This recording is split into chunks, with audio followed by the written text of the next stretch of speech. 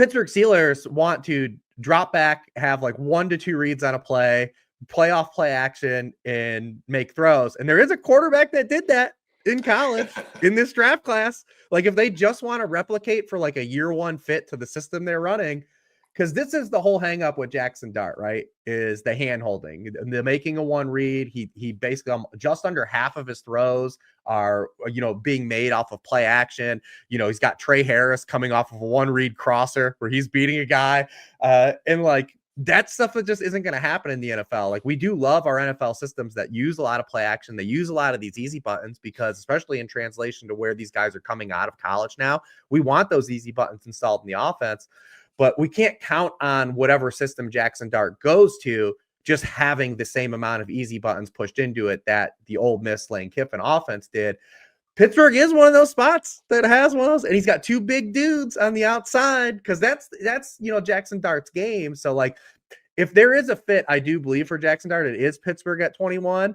But other than that, like, where do you see Jaxson Dart kind of fitting in? I believe in your last mock, you did not have him in round 1, and he's just kind of one of those polarizing prospects because of that.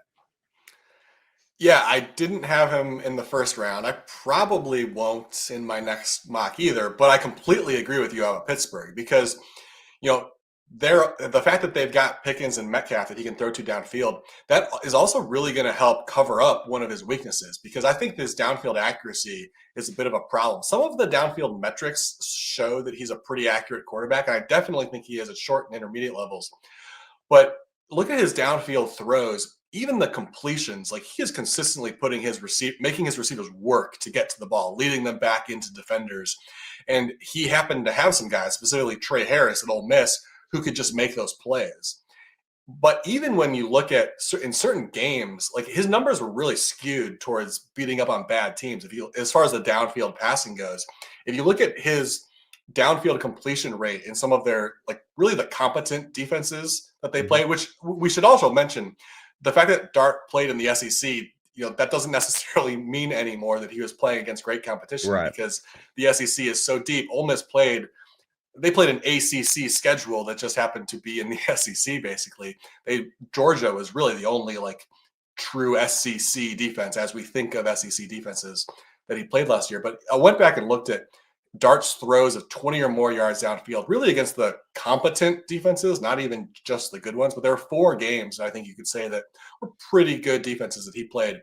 His throws of 20 or more yards downfield against those teams, against Kentucky, again, they lost. He was 1 of 7. Against South Carolina, 2 of 9. Against Georgia, 1 of 3. Against Florida, another upset loss. He was 3 of 12. He was terrible throwing downfield against the good defenses that he faced. And I think that was a big reason why. Is like those were the defenses that when he was a little bit off target, leading his receivers into defenders, the defenders on those defenses were actually there to make plays and prevent those passes. Whereas, against the weaker defenses, he had receivers running open. And so if he wasn't necessarily leading them in the right direction downfield, it didn't matter because there were some open receivers in those games. But even then, like there were some bad, like he was 0 for 7 throwing downfield against Mississippi State, maybe the worst Power 4 team there was last year. So I've got some concerns about him if he lands in the wrong spot. Pittsburgh, though, like you said, might be a good spot for him because they do have those types of receivers that even if he's not perfect throwing the ball downfield, both Metcalf and Pickens can be the type of guys who can just kind of go up and get it, even if it's not the perfect downfield pass. So that might be, although like I wouldn't want to see the Steelers do that. It feels like a pretty big reach when you can go and get, build out your roster in other areas. They're starting to, they definitely have some other needs. It's not like Dart is going to suddenly turn you into a contender. But it is probably a good landing spot for him as far as Dart personally. That should be probably the spot where he wants to go. So basically, we do this every year. We've done this. There's a quarterback that gets a bunch of steam, potentially going higher than ever. By all accounts, it's typically been wrong. Last year, it was right, where Bo Nix ended up being the 12th pick in that huge quarterback run. But we've seen guys like Dart, like the Will Levis. We talked about Malik Willis earlier in the show. Like those guys end up going lower than expected. Do we think that, especially when we named off all the guys, those teams that pick after the Giants pick, where's the spot for him to get kind of that steam? Because we've seen kind of him like get mocked or like get talked about going like the front half of the first round. And where's the marriage? Where's the marriage potential for it?